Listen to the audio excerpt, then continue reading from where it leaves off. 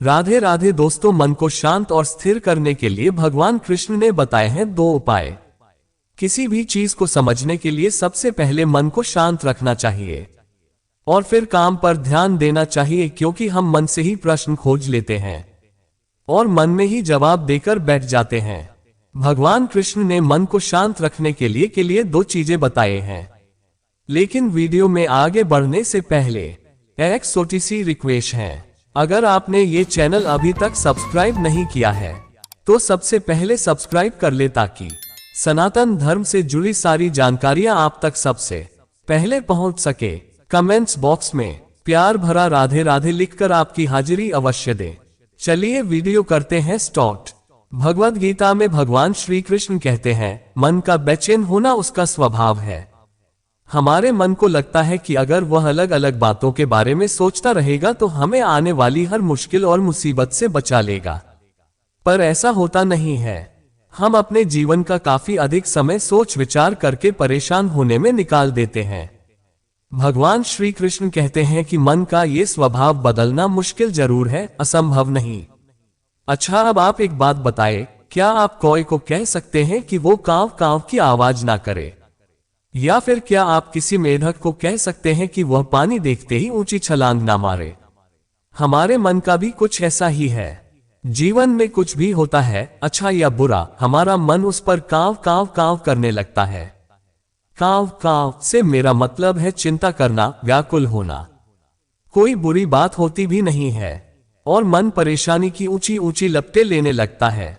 कभी कभी तो मुझे ऐसा लगता है कि हम में से कई लोग सिर्फ परेशान होने के लिए जीते हैं।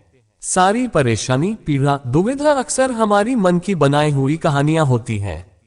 भगवान श्री कृष्ण हमें हमारे मन को शांत और स्थिर करने के लिए 2 उपाय देते हैं। पहला, ध्यान लगाना या मेडिटेट करना। दूसरा, वैराग्य भाव सीखना।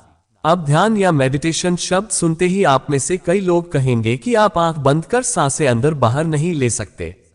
यहां हम सब गलती कर बैठते हैं। मेडिटेशन या ध्यान का मतलब सिर्फ आंख बंद कर बैठना नहीं होता। मेडिटेशन का मतलब होता है अपना पूरा ध्यान किसी चीज पर लगाना और उसे हटने नहीं देना।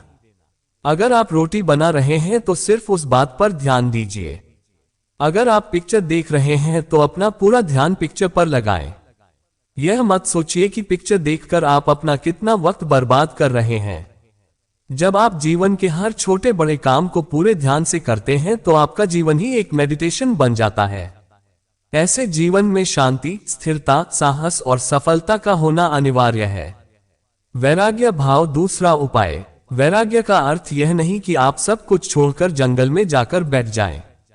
वैराग्य का सच्चा अर्थ है कि आप जो काम कर रहे हैं उसका क्या नतीजा या रिजल्ट निकलेगा उसकी चिंता ना करें। जैसे अगर आपने कोई इंटरव्यू दिया, आप ये कर सकते हैं कि पूरे मन से तैयारी करें और अपना बेस्ट देकर आ जाएं। वह नौकरी मिलना या ना मिलना आपके हाथ में नहीं है। इस नतीजे के पीछे अलग अलग चीजें हैं जो आपके बिल्कुल कंट्रोल में नहीं। तो जिस चीज के बारे में आप कुछ कर नहीं सकते, उसके बारे में चिंता भी ना करें।